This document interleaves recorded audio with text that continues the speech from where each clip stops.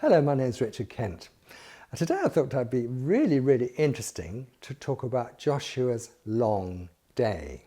I don't know if you remember about Joshua's long day. This is the occasion when Joshua was in the middle of a battle, but God actually stopped the sun for nearly a day. And most people consider that to be a 24-hour period.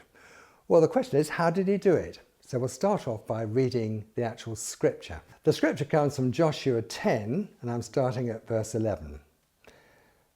And it came to pass, as they fled before Israel and were going down to Beth Horon, that the Lord cast down great stones from heaven upon them unto Azekah, and they died. Then spake Joshua to the Lord in the day when the Lord delivered up the Amorites before the children of Israel, and he said in the sight of Israel, Sun, stand thou still upon Gibeon, and thou moon in the valley of Ajalon.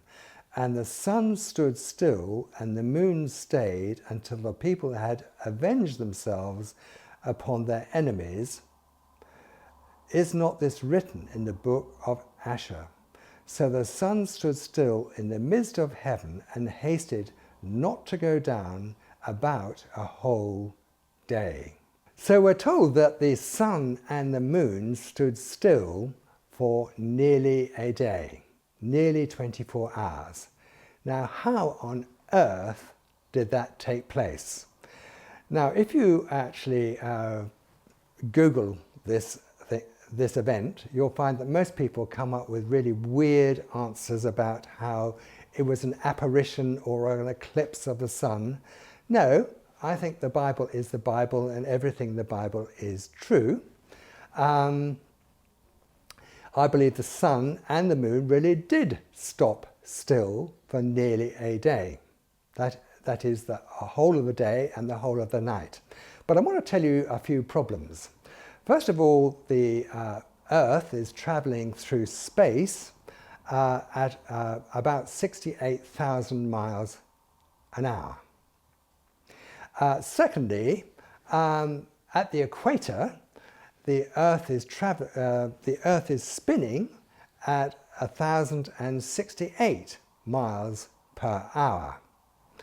Now, just to make it simple, we'll just concentrate on the Earth spinning on its axis at the equator at about 1,068 miles an hour.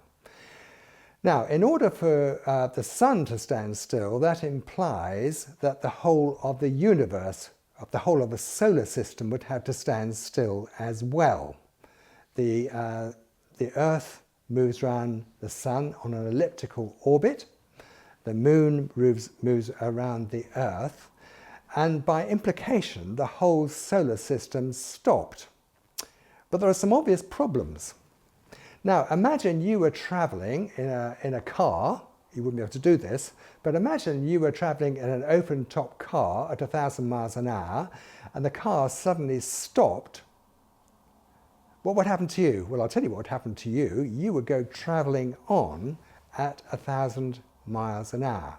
Now, in the occasion of Joshua on the field of battle, if the whole Earth stopped for nearly a day, everybody on the Earth, not attached to the Earth, would carry on traveling through the first heaven, that is the sky where the birds fly, at 1,000 miles an hour, 1.5 times the speed of sound.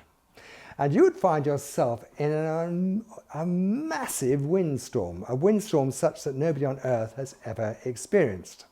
There's another problem, is the sea is not attached to the Earth, and the sea would come out of the ocean floor, and there would be massive tsunamis all over the planet. But the biggest problem of all is the center of the Earth, called the magma. Now, that would also carry on spinning at a colossal speed and almost certainly cause earthquakes and volcanoes, and there would be massive flows of lava all over the planet. So there wouldn't be a question of Joshua carrying on his fight. It would be a question of surviving the elements. No, what actually happened was that God did a miracle and stopped time completely. It's called an event horizon. There's no other possible explanation for this. God simply stopped time completely for nearly a day. Thanks for listening, and God bless you.